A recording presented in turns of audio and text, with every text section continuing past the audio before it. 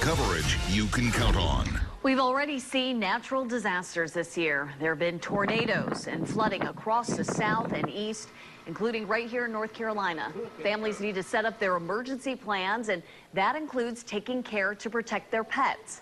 Saturday is National Animal Disaster Preparedness Day, and we are joined right now by veterinarian Dr. Ellen Lowry and Katie Borman, a representative of the Humane Society, who are talking about keeping pets safe during emergencies. Welcome, and thanks so much for joining us this morning. Good morning, Renee. Thanks for having us. Good morning. What are some steps people with pets can take to make sure that they are prepared for emergencies?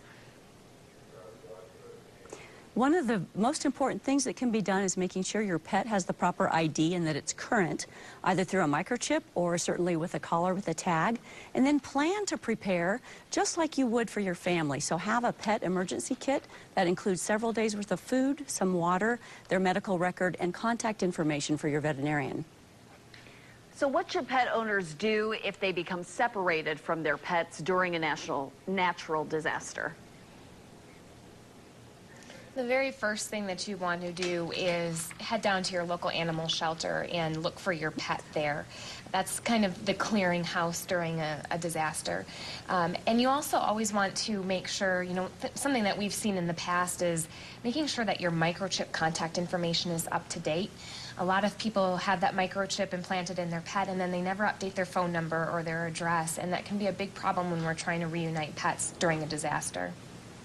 And what else can families do to help emergency workers find and save their pets that much easier? Those little stickers that you can stick in your window, letting animal rescuers know that you have pets inside. That's a great way to alert them that you have animals inside. And then being able to give them as much information as possible, having a photo to share with them, being able to tell them your cat's favorite hiding spot, that will definitely help them be able to get in there and rescue your pets.